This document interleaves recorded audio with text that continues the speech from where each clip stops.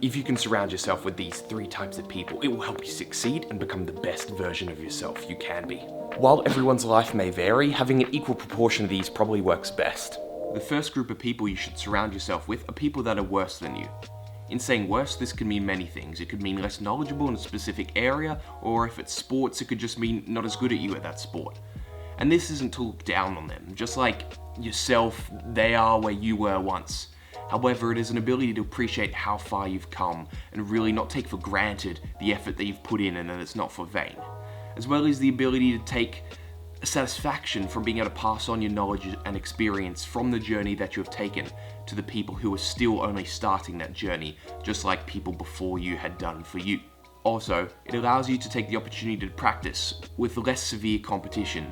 Let's say you're playing basketball one-on-one. You're not going to practice these moves against LeBron James first up. You're going to start with people who maybe aren't as skilled, warm up with them. If you can start working with them, then you go a bit harder. So it's a fantastic opportunity not only to appreciate how far you've come, teach people who are still going on that journey, but also be able to practice for the bigger games that are ahead. The second one of these groups is the opposite, being surrounded by people who are better than you, who are more knowledgeable or more skilled in certain areas, because this allows you to see the potential that there still is to grow. Much like before, where you see, okay, I've come this far, it allows you to see, okay, how much further can I grow? How much further can I develop?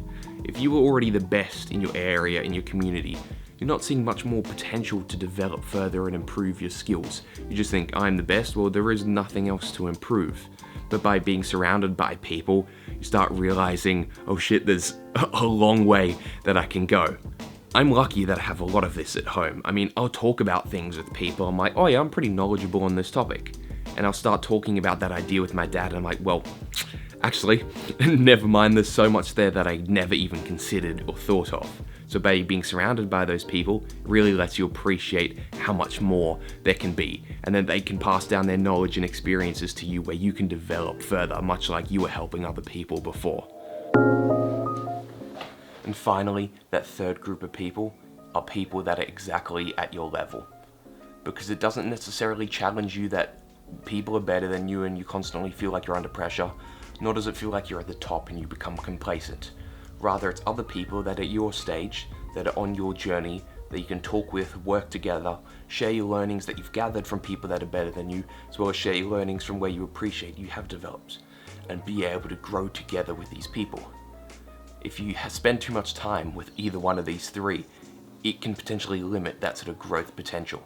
If you spend too much time with the people that are better than you, you feel like you're constantly the worst and that you've achieved nothing, that all the work you've put in has wielded no results.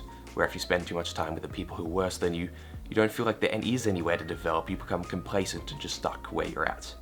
And if you spend too much time with just the people where you are, well, you're not really going to go anywhere, because neither do you appreciate where you've come from, nor can you see the potential of where to go.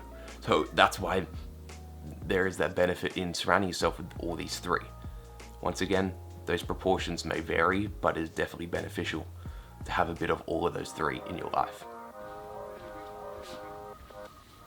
If you want to hear some more of my thoughts, here's a video talking about why I think you should be able to disagree with your friends. And here's a video that YouTube has recommended right for you. I shall see you guys in the next one.